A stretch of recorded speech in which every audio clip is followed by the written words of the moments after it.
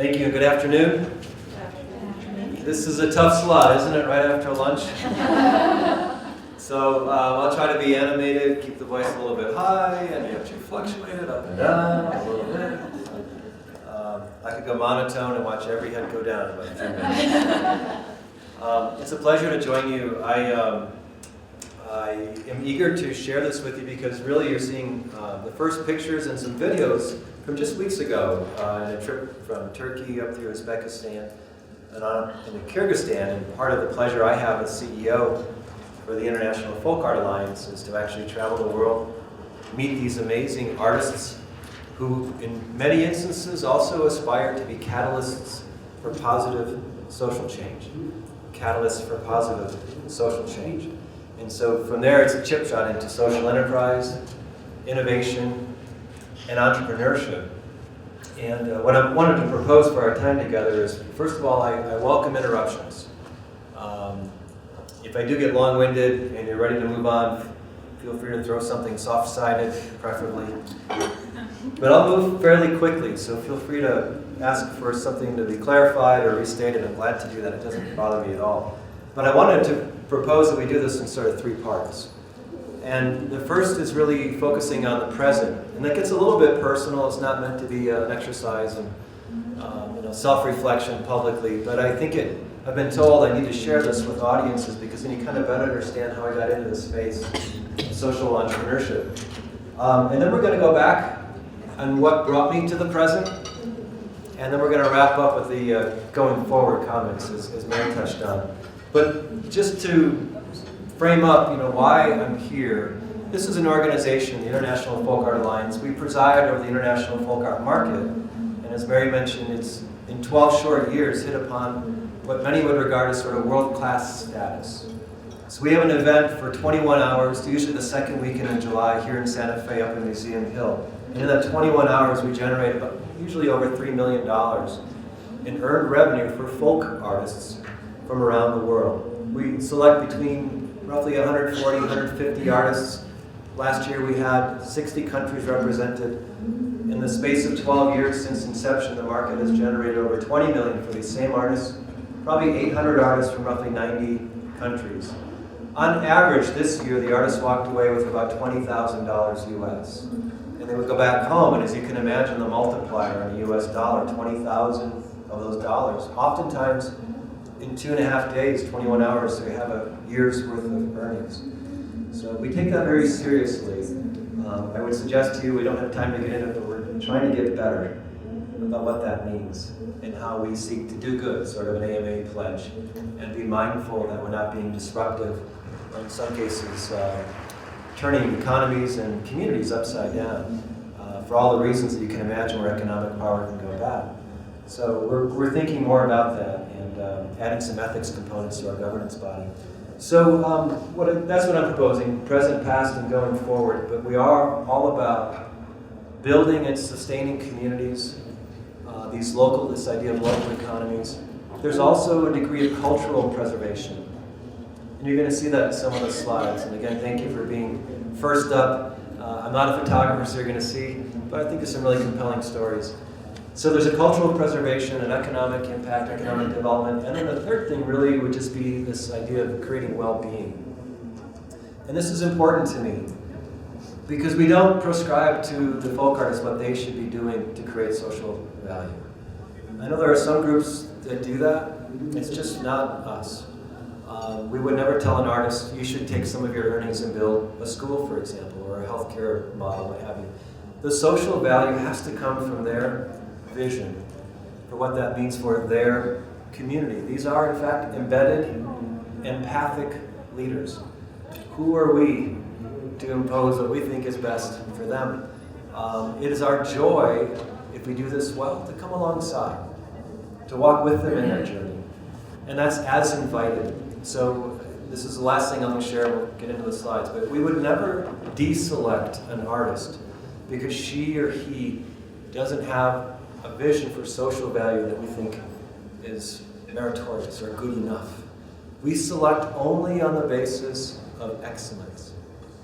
And a fundamental principle to my mind of social entrepreneurship is You don't get to put schlock up in the marketplace and hope that your heartstring appeal is going to carry the day and address that first bottom line. You do not get the pleasure of doing that.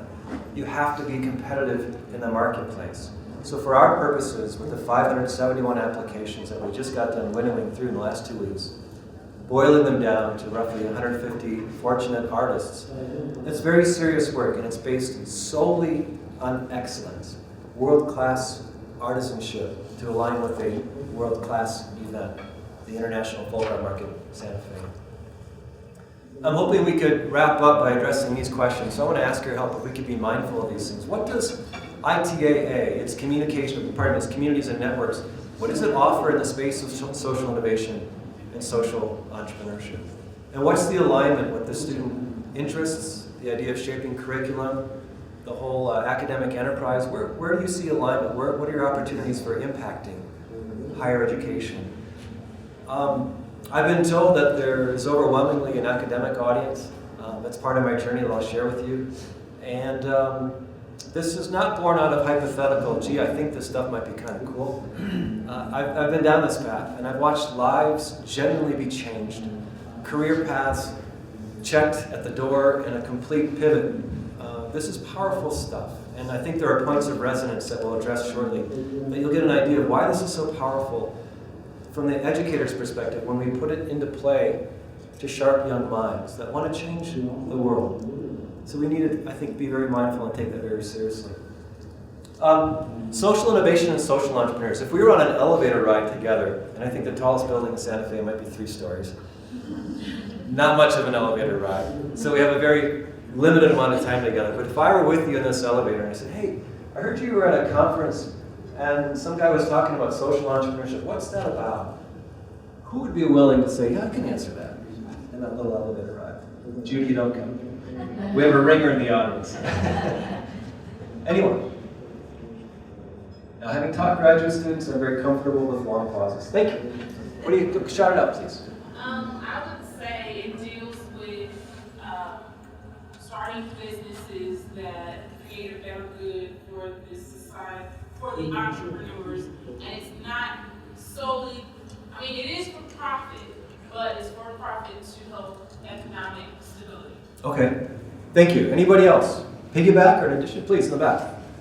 The return on investment is in social good. Ah, okay. Social value, so not the economic ROI, but a social value ROI. Anybody else? Please, in the back.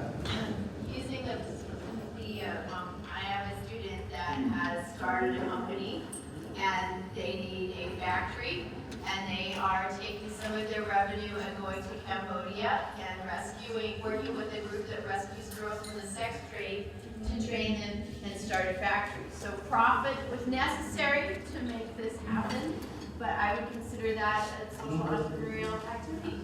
You know what?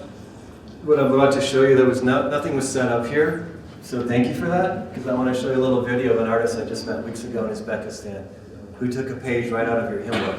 I don't mean my definitions in any way to be orthodox. I'm not the arbiter. I come to embrace social innovation as a field dedicated to solving social problems. Social innovation, a field dedicated to solving social problems. The social entrepreneurs, the players on the field, and the social enterprises, the models that these social entrepreneurs use to address the social problem. Does that make sense? Okay, let's move on. For me, there's a big emphasis too on the idea of attacking root causes of the social problem. So there's a departure in our conventional charity thinking that it's not about managing problem, it's actually about solving problem.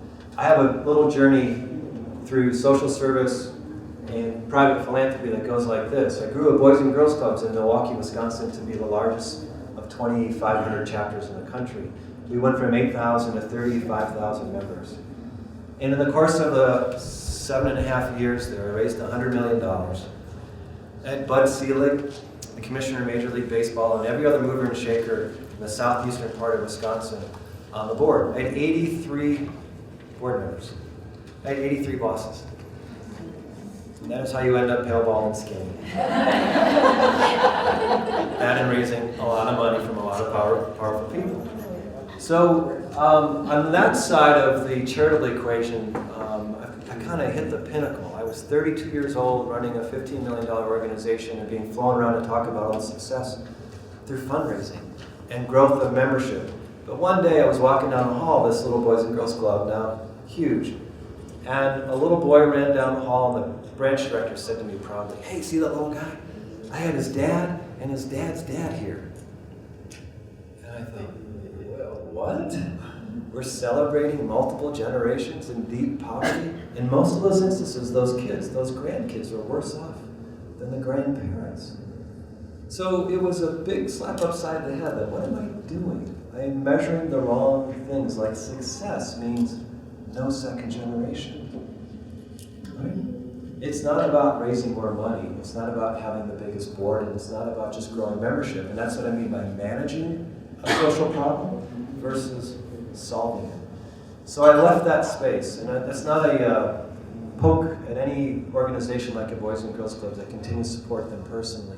It was just a wake-up call to me about what's different between managing a problem and getting really good at it and well-paid and celebrated versus solving it. And social entrepreneurs I love, and social innovation is a space I love because it is about solving it and not more management of the problem. When I got a phone call in a living room about 14 months ago from a search firm, the question was, "Hey Jeff, International Folk Art Alliance looking for a CEO down in Santa Fe." And I said, "Wrong guy. I don't know much of anything about folk art and Santa Fe. And why are you calling me? I have a job. I'm quite content. Thank you." She said, No, you've got a friend out at Stanford, Kim-Vick, the publisher of Stanford Social Innovation Review. She says this is all you talk about. I said, "Folk art?" She said, No, go on the website. I said, "All right, out of courtesy to Kim, I will. She's an amazing person." And I hit upon one of the little tabs, Stories of Impact. And I started watching some of the videos. I would invite you to do that. I don't mean this to be a commercial for ITAA. But I got 3 or 4 minutes into one and I thought, wait a minute. These guys are solving problems about trafficking, education, healthcare, and they're folk artists. And I started watching video after video and I realized, oh my gosh, these guys have kind of hit upon a pipeline of social entrepreneurial behavior. Some of them social entrepreneurs, not many, admittedly. Some we actually equip to be very powerful philanthropists in their home communities. That's different. No disparagement, it's just different. But what if we started to actually work as an organization intentionally with the folk artists that seek to create positive social change, whatever that means to them? We could have something really special. Because most social entrepreneurship funders that I know of always struggle identifying a pipeline of these actors, these social entrepreneurs, or people who think that way. So that's how I got excited about it. I showed up in Santa Fe, happily taking the job, thinking, this is amazing. I've had people back in the Upper Midwest say to me, "Jeff, when you left and you moved to New Mexico, I wondered how desperate were you to find something new, and now that you've explained what you're doing at IFA, I totally get it. It makes perfect sense. You are so fortunate," and it's absolutely true. But imagine my dismay when I showed up and I saw this driving up from Albuquerque. Now, this is the campaign statewide to end drunk driving. But what I saw was end Wisconsin. So what did we do to tick off New Mexico? Stop the madness. So, this was one of the first artists we visited in Uzbekistan, Tashkent, in the capital city. And you get a sense of her entrepreneurial joy in life right out of the gate. But I want to ask your help in paying attention to this. Hopefully the audio is going to Of Tashkent, and it's a bigger venue. You can expand the add more workers. And as you can see, people are happy. And we have how many women? We have 10 women working, and some of them are at home doing additional work. We're working on embroiderers who are working in the villages. They are about 20 women, and they live in Namoi. It's It's about 7 hours from Tashkent. And we have a wonderful woman who's in charge of all these women, and she's done the embroidery skill for 20 years, and she's so experienced. And so what we do is we sort of create the designs and we deliver to the region, and they're always working on it. And it's been a success because we have been reviving some of the old Suzani patterns, and we were incorporating into our coats and robes, and people get to see them, our work in the store. Watch this glance. Just a little thing that's additional to the work that we've been doing with NGOs who's working like fighting against trafficking. It's a big deal for our country. So we all these women who've been victims or who are about to be victims, they can't find work. So we've been collaborating with this NGO. So we've been training these girls and women, and some of them are here, and their lives changed. Yeah. Their lives changed, and it's I mean they love being here, and they're learning new things. It's a wonderful thing, and we want to continue this collaboration with this NGO. I'm going to move on.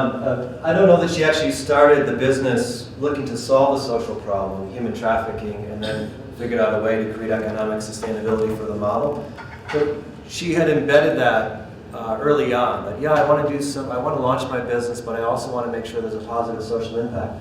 This is her fashion line, Bibi Hanum. She took it from the wife of King Timur, if you know Uzbeki history.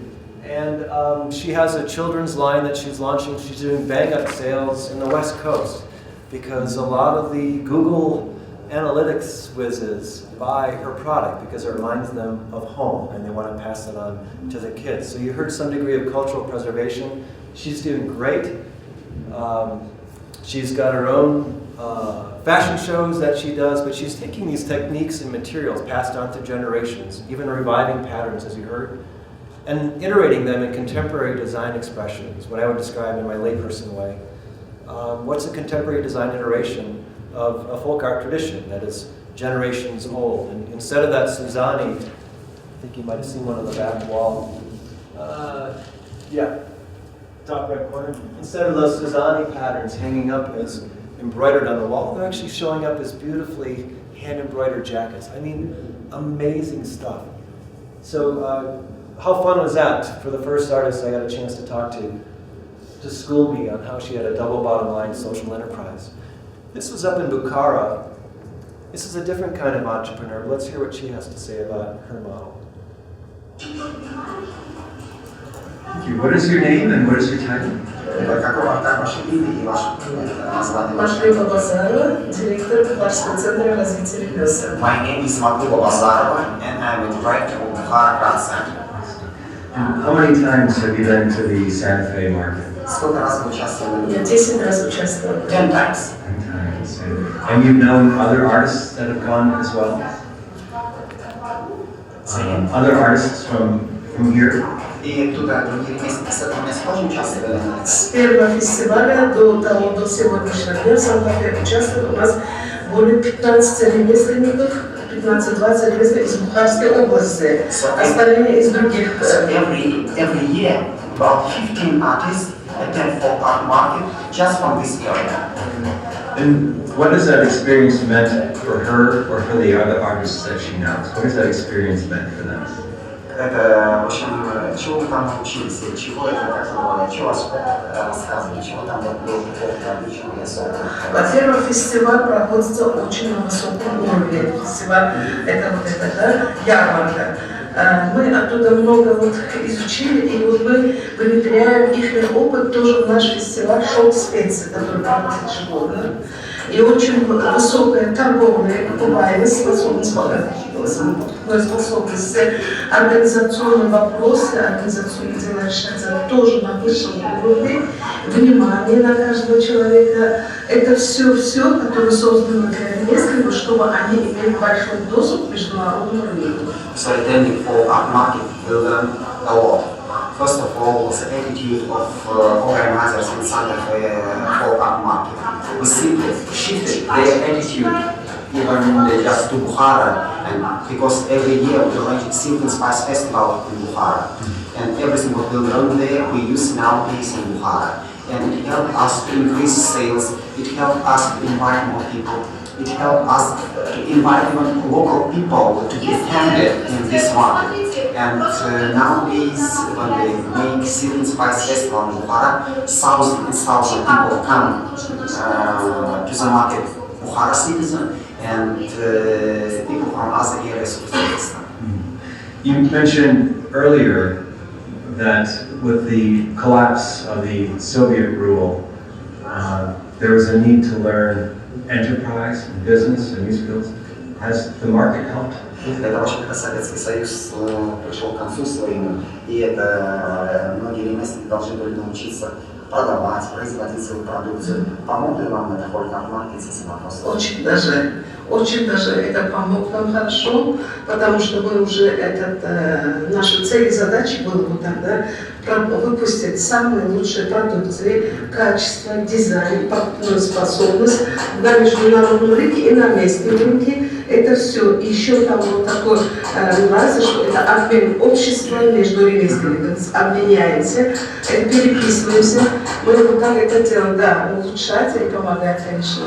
Еще бизнес, который мы оттуда получаем прибыль, мы вкладываем опять на капиталовложение, развитие ремесленничества. When Soviet Union collapsed, we didn't have skills how to deal with international market. And then the folk art market will learn a lot how to cooperate with different organizations, how to fulfill all orders, how to find customers abroad, how to ship production, how to maintain the standards what our customers need. And attending folk art market, we learned a lot. And the most important thing, we have contacts. In the United States, we have contacts abroad where we can ship our production and earn money. And all the money we earn in the United States, we invest in our economy to help our artists to make more and more production. И помогаем создать этими деньгами, мы создаем какой-то самый такой, поддерживаем самый низкий слой. Это сельские местности, сельские женщины, все там какие-то ограниченные возможности. Especially people in the villages.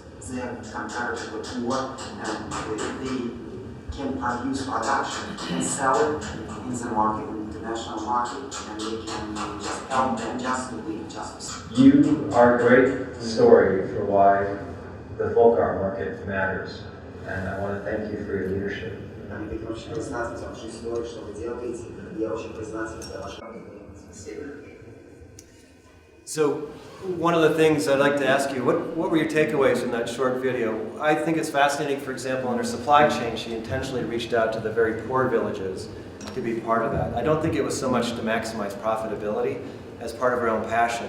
But don't you love, and this happened time and time again when you start engaging entrepreneurs, especially the women entrepreneurs, and as they start to tell their stories, they go from, you saw this look, and they're very quiet, and once they start unwinding, you could see she kept talking over the interpreter, the energy level goes up. But what else jumped out at you in that short video that you thought was interesting? Please. We just watched earlier today the presenter from Eileen Fisher talking about that show, The True Cost. I don't know if anybody's seen that yet, but it's a pretty nasty image of our industry. And if we could do more of this and a whole lot less of that, we could be a whole lot better industry.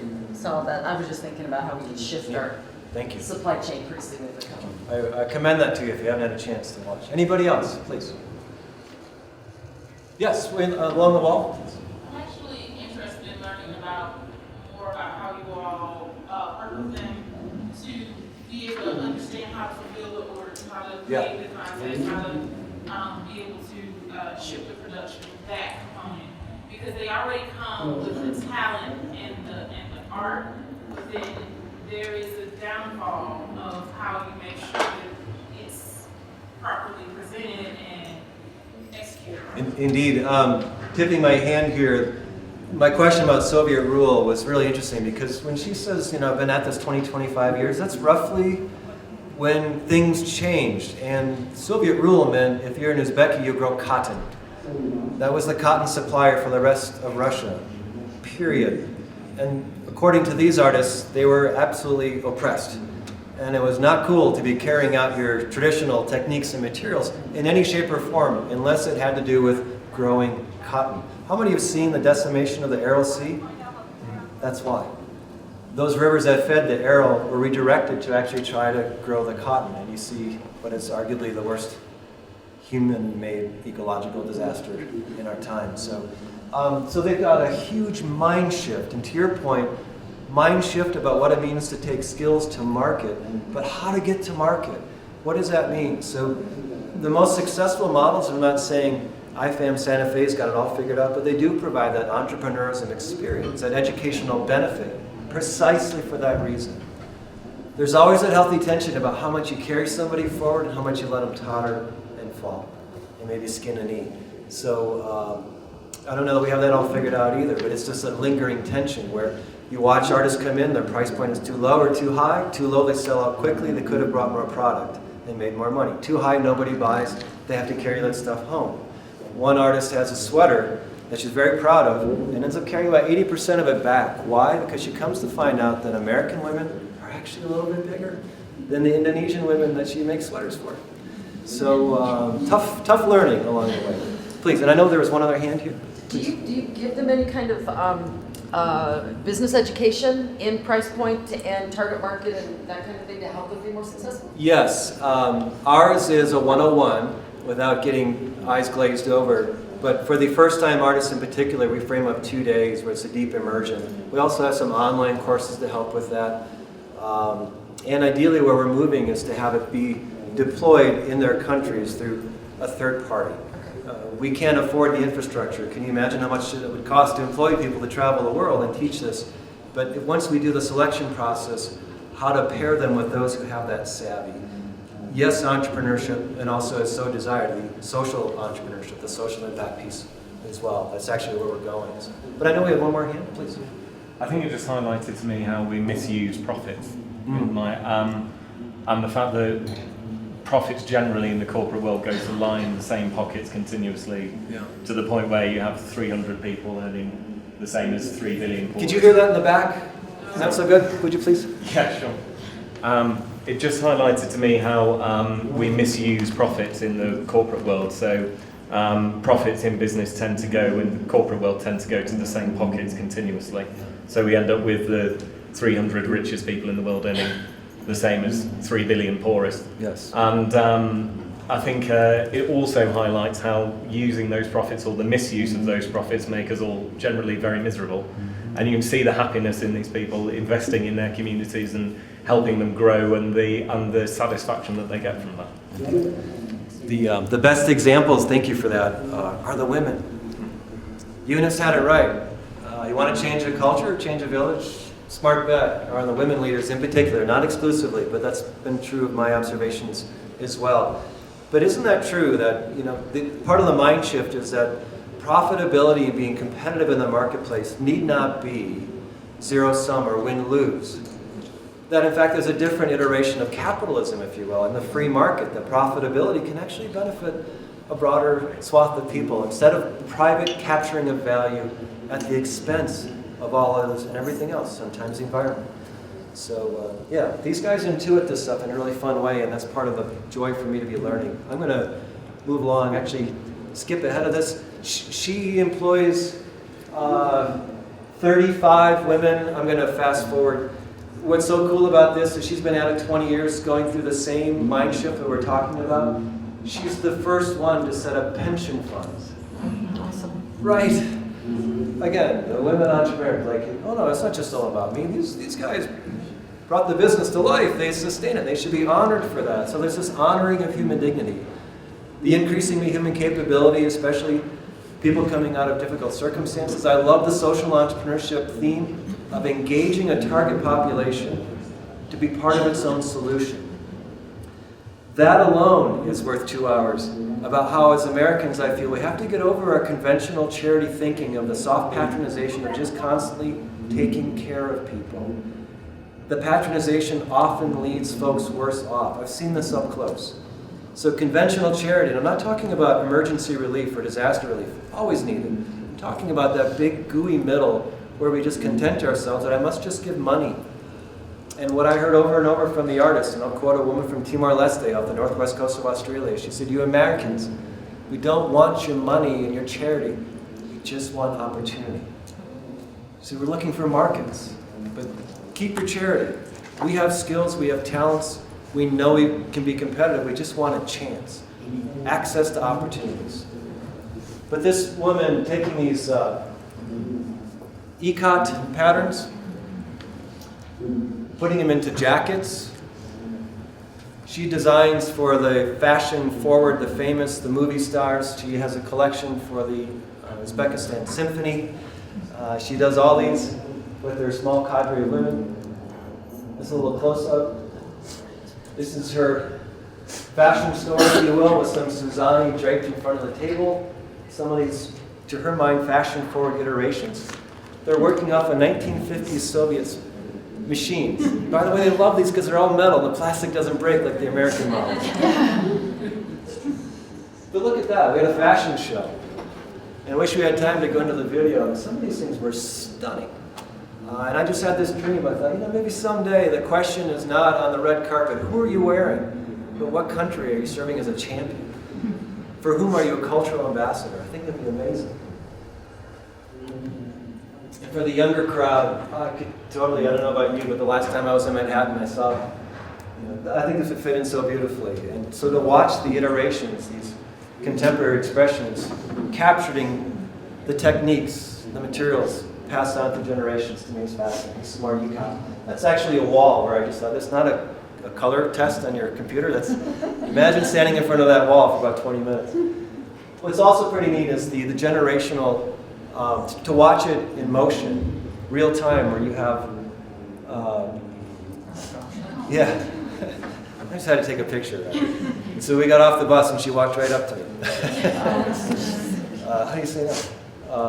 But to watch them labor together, and really as a point of celebration in their workshops, to show the genealogical tree, like this is what we do. This is my family for the 8th, 9th generation. This is what we do. And to watch that come out and become impactful in the marketplace, this one is fun. What is your name? Как ваше имя? And what is your product? Какая ваша продукция? Что вы производите? Я произвожу разнообразные лампочки, сумочки, ручной работы, вышивки, ироки, черкизовский стиль. Those are prayer caps, purses, textile for walls, pillow covers, couch cushions. Absolutely stunning. How many women do you work? У меня работает больше 70 женщин. About 70 women. 70 women. And have you been to the folk art market in Santa Fe? Вы когда-то были на маркете в Санта-Фе? Да, я была в Санта-Фе, чем понравилось. Yes, I did a folk art market and I liked it very much. Oh, excellent. Сколько раз? Один раз. Once. She just came last July. Describe the experience. Расскажите, как это все прошло? Ваш опыт расскажите. Когда меня пригласили в Санта-Фе, я была очень рада и с большей усилиями готовилась к этой выставке. Сделала новые вещи, новую продукцию. Когда я приехала в Санта-Фе, это было, я просто не знала, что так это нравится всем людям, далеко, которые у нас живут. Я была очень рада. When I got an invitation from Santa Fe folk art market, I immediately started to make new production, and I made a lot of efforts to make folk production for Santa Fe folk art market. And when we came to Santa Fe and started again, I couldn't imagine that my production is so popular in the market. How important is it for you to have customers from Santa Fe and to develop your product knowing that there will be more buyers? Как для вас важно иметь покупателей из Санта-Фе, Соединенных Штатов, как это влияет на развитие нашей корпорации? Это для меня очень важно, потому что это мне еще самый большой рынок для поставки моей продукции. It is very important Начала for работать me. в других странах, я считаю. It is very important for me because Americans like embroidery very much, and this market is very beautiful. Will you be applying to come to the market? Вы какие-то такие занятия имеете? Да, я была в Китае на международной выставке, и скоро поеду в 30 Сиамен, там тоже огромная международная выставка, туда я приглашена. So just my last exhibition, a craft exhibition in China, and very soon I'm going to get to China. I was invited by another craft organization. Также соседние страны, Казахстан, Киргизстан, Россия. And besides Uzbekistan, artists from Russia, from Kazakhstan, from Kyrgyzstan also have been invited. Скоро в Таджикистане тоже будет. And also very soon we have exhibition in Tajikistan, and also going there. How did you learn this craft? How did you learn this? Как вы научились это делать?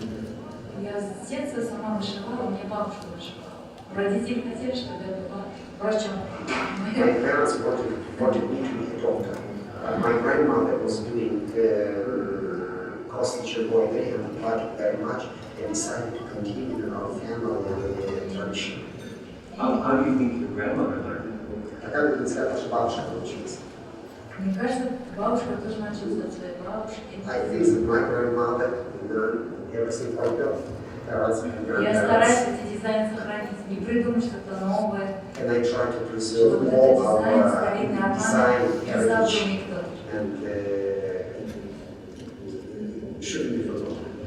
How many generations would you guess have passed on these designs and this craft work? Сколько думаете, сколько вообще было поколений получилось? Мне кажется, это очень много. I think just many. Да, это женщины сидели, вышивали, а мужчины добывали So еду. even we're doing embroidery, we're sitting at home and men went outside, just outside. I want to thank you on behalf of the International Order. What I was hoping to capture there was just this idea of story, of tradition, of cultural human expression of their journey and how we even understand ourselves better as a result of that versus the mass-made as efficiently and as quickly as possible. There's a richness there to be tapped that I think millennials and Gen Ys in particular have really caught on to. And I'm excited to see that grow because the push for the truly unique in keeping with the theme of your conference and the one-of-a-kind and how that dignity is honored, how that human expression of their journey is captured and presented to you.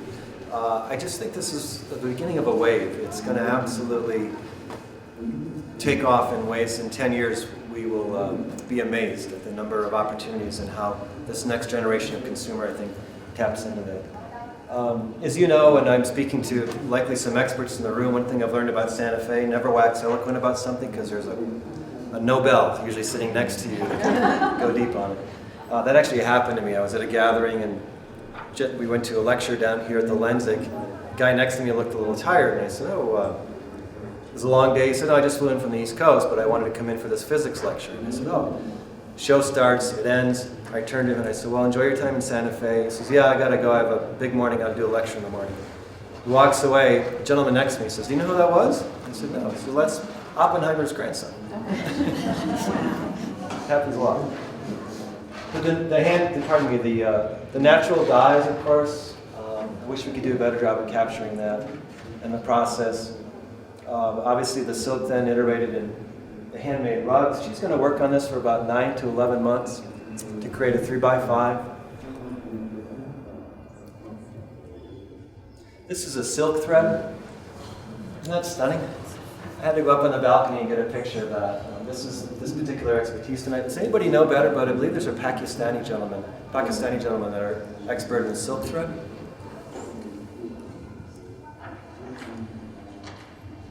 And more with respect to the embroidery. This was fun for me because the block printing was done so meticulously do you see any black ink on her fingertips? It just, I would have it mostly on me, and she would replicate in her handmade way these beautiful scars. I bought this for my wife. It's just stunning. And to hear the stories about how the dyes are made and passed on through generations. Beautifully compelling. And yes, that is a chicken bone, because it turns out the cartilage is key to make the stain or the ink stick. The relationships that we formed, fantastic. And then some things that may not enter our market because they're considered maybe more kachki. But it didn't stop me from buying a pair. I love these. Yeah, very useful, especially this week. So let me turn a page from the present going backward. And really where this started was at the Marquette University, where I was working as an advisor to the president. And I was asked, I was hired to do three things. I'd come out of private philanthropy, having built a private foundation for the John Abele family. It was $1 billion private foundation. Within 3 years, we were giving away between $15 and $20 million. So I saw that side of philanthropy too.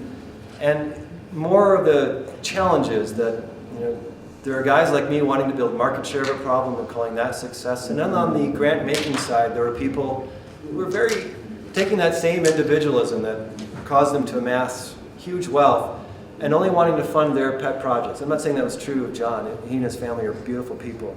But you get what I'm saying. Like, they hire their own family members, they maybe have one pet cause, and they're really not interested in what works to solve a social problem. So when I was working at Marquette, having been hired out of private philanthropy, my job description was create value for the university and other duties as assigned. So I thought, well, how do you create value for a university? Because we don't have a lot of money. Marquette's not a very well-endowed institution, maybe $350 million. And this social entrepreneurship stuff kept bubbling up. Now, it's a Jesuit school, so these kids are already wired. They're self-selecting into an institution with an identity that calls them to be the difference, if you will. So I thought, I should look into this. And I went about it with a very healthy skepticism. And what I learned was that this group, Ashoka, had a university consortium. So the largest global network of social entrepreneurs, Ashoka, 3,200. We have one in the room. I'm a huge fan. They also had a university consortium that was trying to use these models to embed in the curriculum.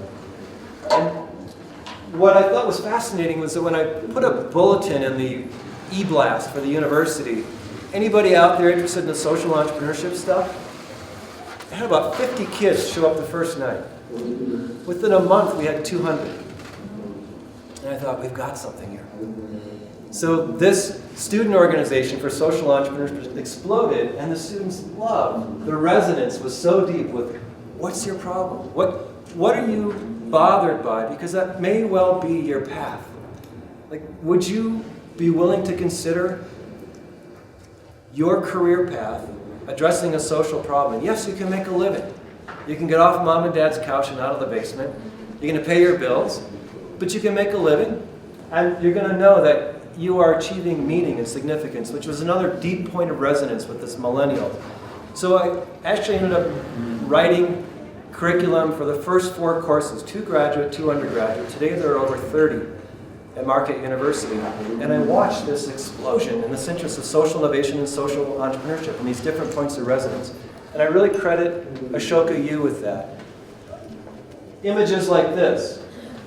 This is right out of Ashoka's playbook, the University Consortium. Social entrepreneurs finds and implements an innovative solution to a social problem. Social entrepreneur scales the venture, others begin to follow. And through example, the entrepreneur mobilizes others and leverages assets. Now, each one of those is a 2-hour seminar because it's very true. It's really fun to unpack that.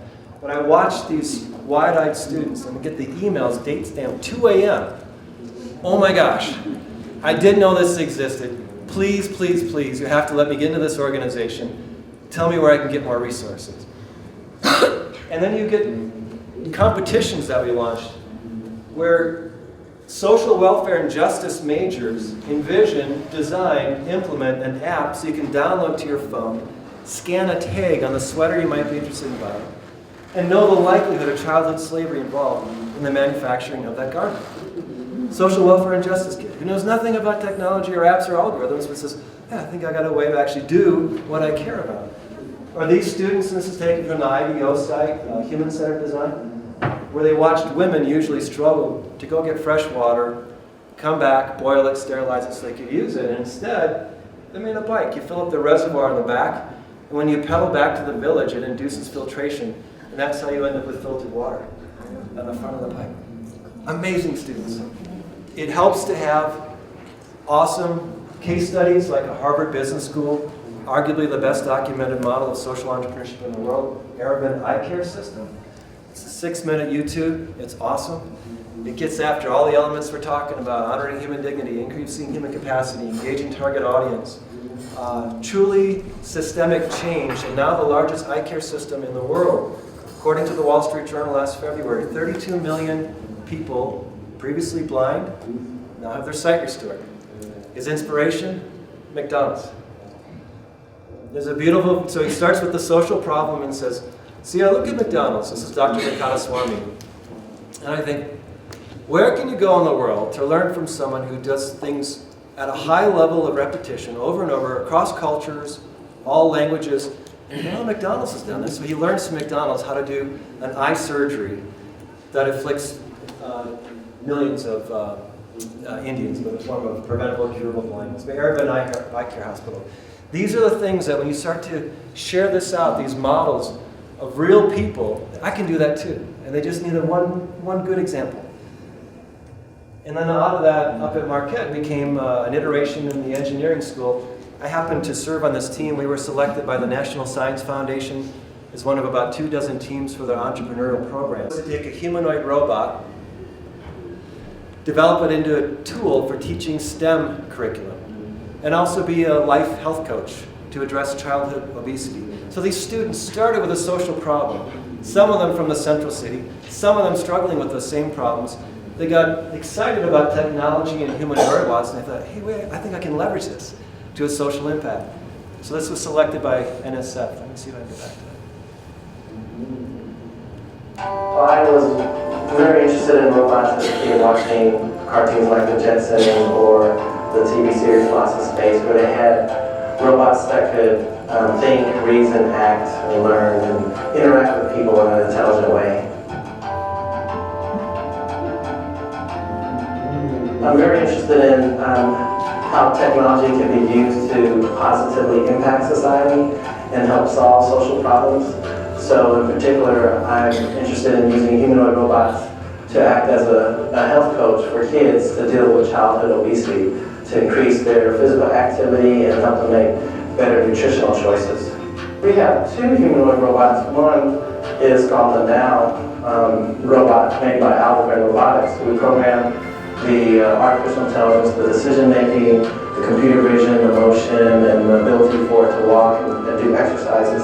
But it can also interact with the child using speech recognition and speech generation. My name is Adam Stroud. I am a junior in biomedical engineering at Marquette University.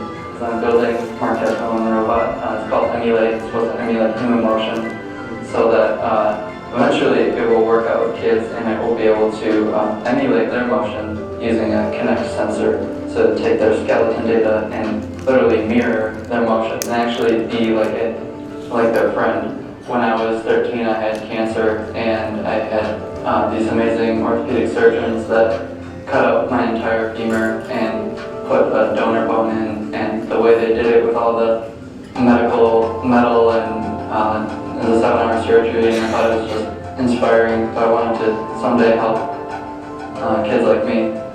So that's why I wanted to biomedical engineering. Eventually, we want to be able to help create designs and theory that will allow every child to have a humanoid robot in their home to assist them not only with their health, health coaching, but also help them with their reading, help them and get a greater understanding of STEM education, science, technology, engineering, and math, to be reading coaches and STEM tutors.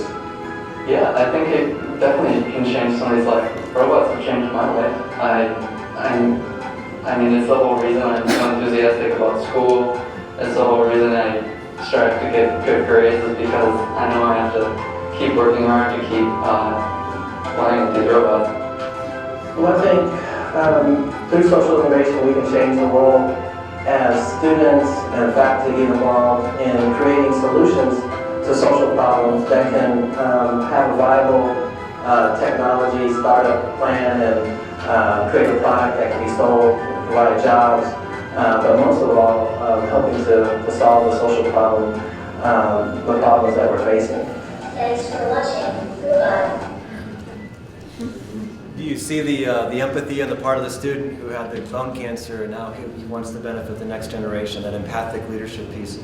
So you see from textiles, apparel, engineering, bioengineering. If we had more time, I could share examples from multiple disciplines. And boy, I don't know about you, but on most campuses that I'm familiar with, there is a hunger for true interdisciplinary curriculum and interdisciplinary learning. It's music to most provosts' ears when you walk in with a solution like that to say, hey, I think I have something special. So I would say politely, enough of the siloization. Students don't think in silos, they don't learn in silos, at least not the ones that I've had the pleasure of knowing, and we need to be responsive to that and show how there's really interdisciplinary problem solving. By the way, you know, for Marquette being a Tier 1 research institution as well, how cool is it? How cool is it that on the halftime at the basketball court, we've got 15, 17,000 fans in the Bradley Center downtown Milwaukee. These guys are at center court, being celebrated by their peers for having done something amazing to change the world. I just love that, and I was told later it was the first time the academic enterprise had actually been wed to a sports program. How many schools where it's true, the sports program is sort of the tail wagging that dog, and it was really nice to see us celebrate why we're really there in terms of academic enterprise. If you find inspiration in these things, me too, and as well as the students, and so this call to what's your problem, how are you going to change the world, what's your legacy going to be? I went to my friend David Bornstein, who wrote the book How to Change the World. Has anybody read How to Change the World? Okay. So David wrote this, it becomes a New York Times bestseller. It's arguably the Bible for social entrepreneurship according to NYT. And I said, David, now you're publishing for NYT, like shorter versions of the vignettes in the book. The book is amazing, I really encourage you to read it, How to Change the World. And when he got invited by NYT to start writing columns, once that stuff is published, it would go away. So what we did was we wrote a proposal. We sent it to the Bill and Melinda Gates Foundation, and we said, hey, we think it'd be cool to embed examples, little modules, case studies, expertly written, and embed that in the curriculum around the world. And that way we can spur the imaginations and the passions of the next generation. So I got a phone call from Tom Scott, who's running round 9 of the Grand Challenges Exploration at the Gates Foundation. He said, look, here's the deal.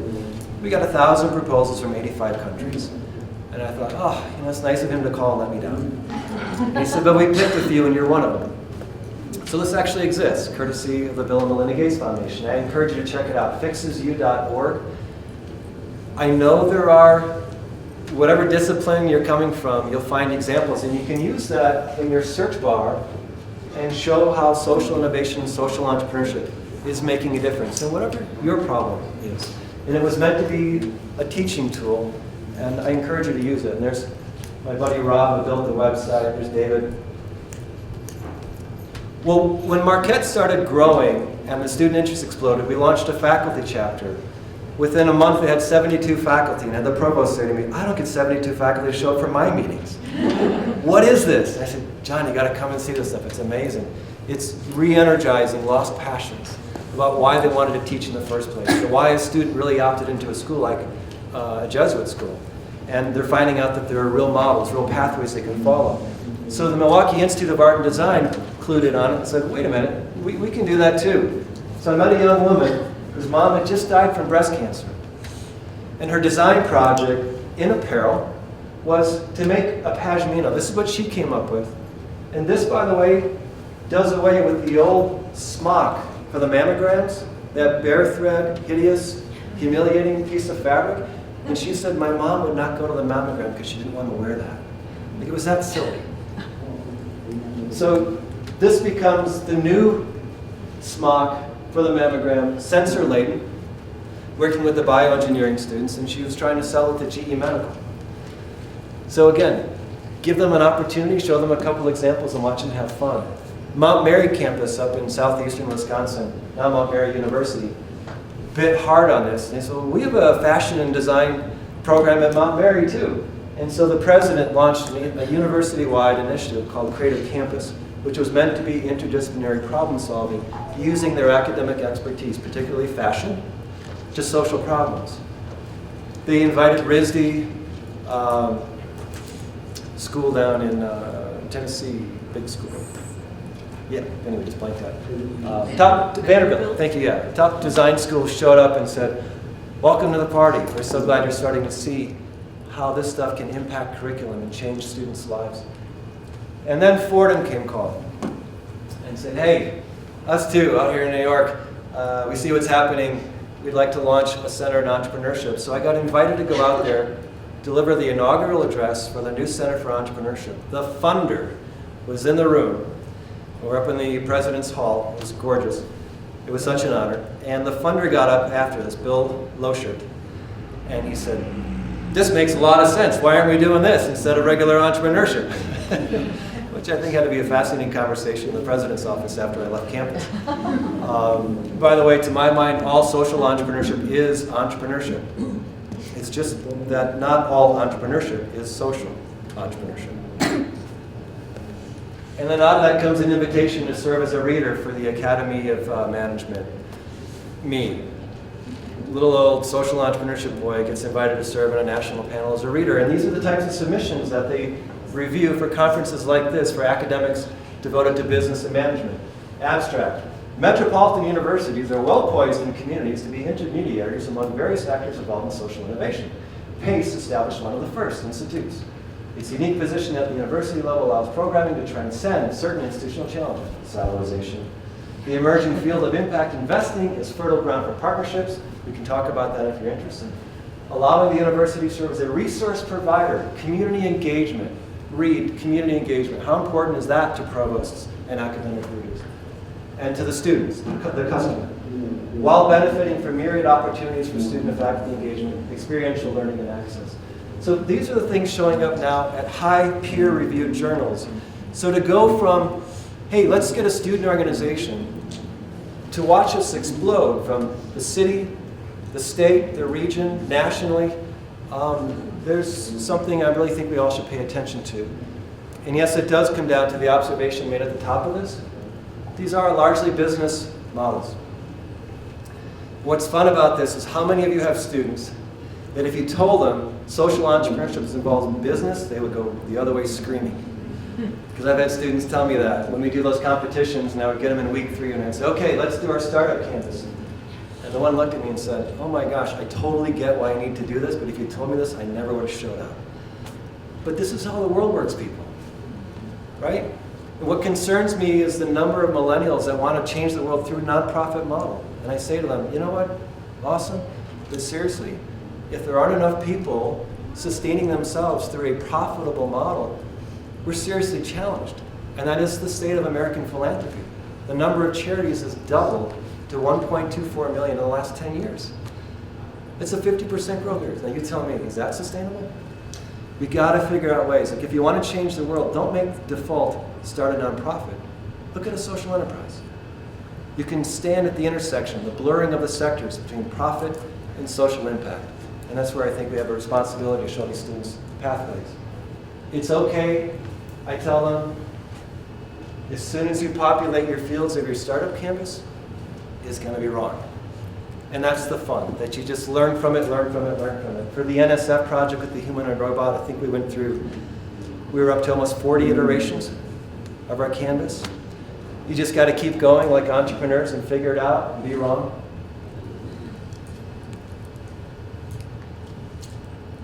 I'm gonna jump ahead here. I did cite the growth in the number of charities. The trend I shared with you about the 50% growth in a decade is true. Check it out on the National Center for Charitable Statistics. You can sort that database by your zip code. And what I thought was interesting in Milwaukee was actually a 72% growth in a decade. We went from about 4,000 to over 7,200 charities.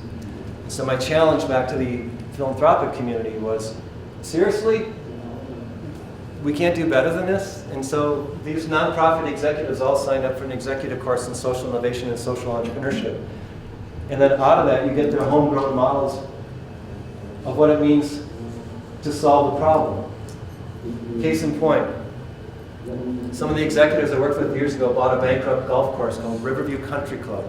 It's in Appleton, Wisconsin. It was the oldest private country club in the state.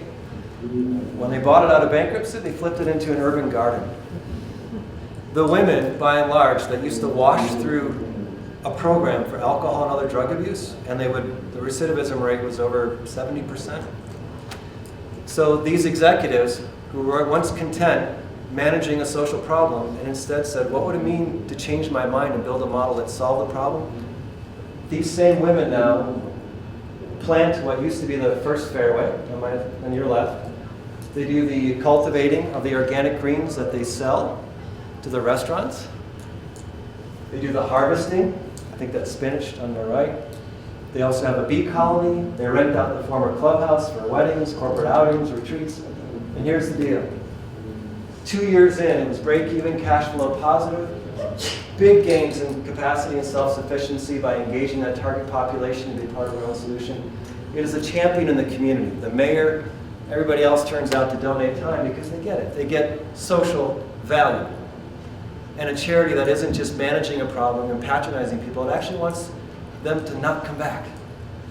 How cool is that? And 2 years in, we were a finalist for a national award by the Manhattan Institute in social entrepreneurship.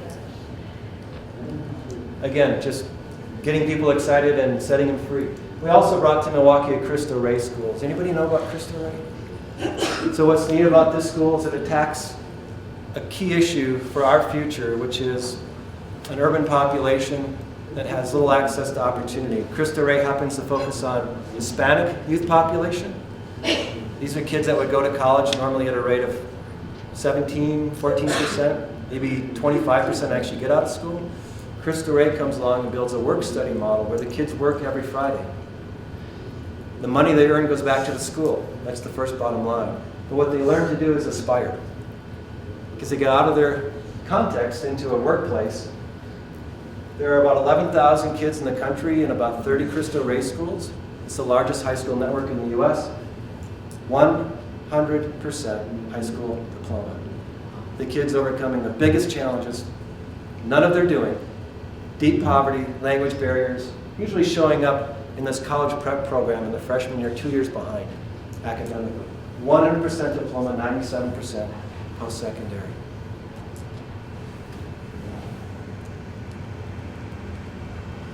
So now the future. This was selection and placement just the last 2 weeks at our offices at IFAA.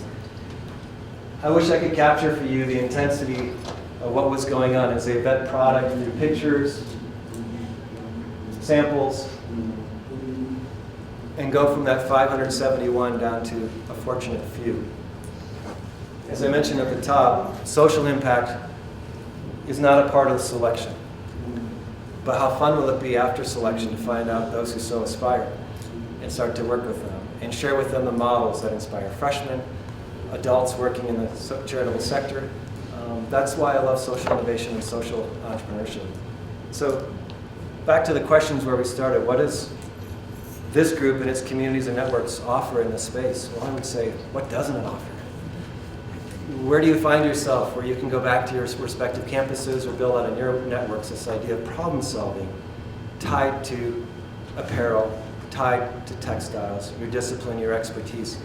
I think you'll find untapped passions unleashed when you start to engage people with this worldview, this framework of looking at how to make a difference, how to live life with meaning and find joy.